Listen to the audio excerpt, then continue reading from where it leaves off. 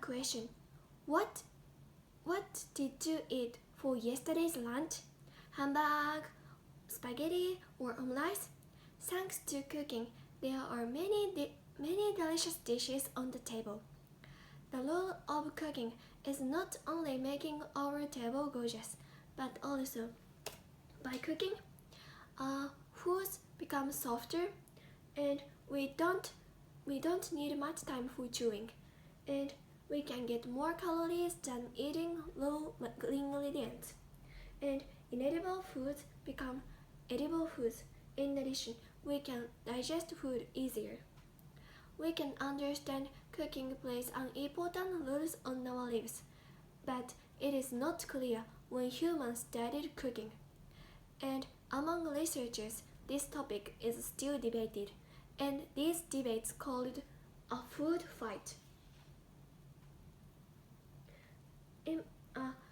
To read the answer, researchers focus on two things.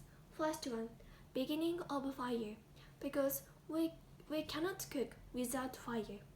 Second, tracing our ancestors' bodies change. In my presentation, I will explain three hypotheses. First one, around a quarter million years ago. Second one, around a million years ago. Third one, around 2 million years ago. Before explaining these hypotheses, I will introduce this person.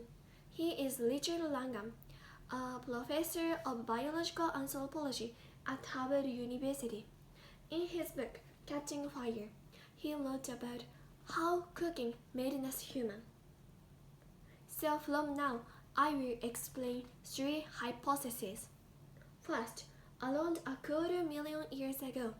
Because hats have been discovered at the Neanderthal site, they evolved from 250,000 years ago. In addition, by analyzing their dental plaque, researchers discovered that Neanderthals spiced their food by herbs. Left is Homo heidelbergensis, right is Homo sapiens. You can see differences, but according to Richard, these differences cannot prove that cooked food changed our ancestors' bodies. In addition, Homo heidelbergensis had already used fire 400,000 years ago. Second, a million years ago, it is believed that our direct ancestors, Homo erectus, controlled fire at least a million years ago because ash and bone fragments were discovered in South Africa. However, Richard claimed that there was not clear body changes which prove they adapt cooked food during evolution Homo erectus to Homo heidelbergensis 800,000 years to 600,000 years ago. So second hypothesis is also not strong.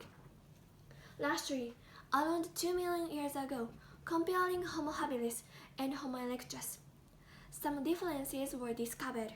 Homo erectus had smaller teeth and larger brain and bodies, and also Homo erectus had narrow thorax and habits. From these differences, following things were proved. The fluency of chewing decreased. Homo erectus could supply energy for larger bodies and brain. In addition, they had smaller stomachs and intensities than any other ancestors. Moreover, it is noticed that Homo erectus lost this adaptability of shoulders, arms, trunks for tree climbing. From this, Richard supposed that they were not good at climbing, and they didn't habit of climbing. And Richard also said, instead of climbing trees, they used fire to protect themselves from other animals in the night. Use of fire also supports this hypothesis. In conclusion, nobody knows when humans started cooking because we cannot meet our ancestors and cannot ask them directly.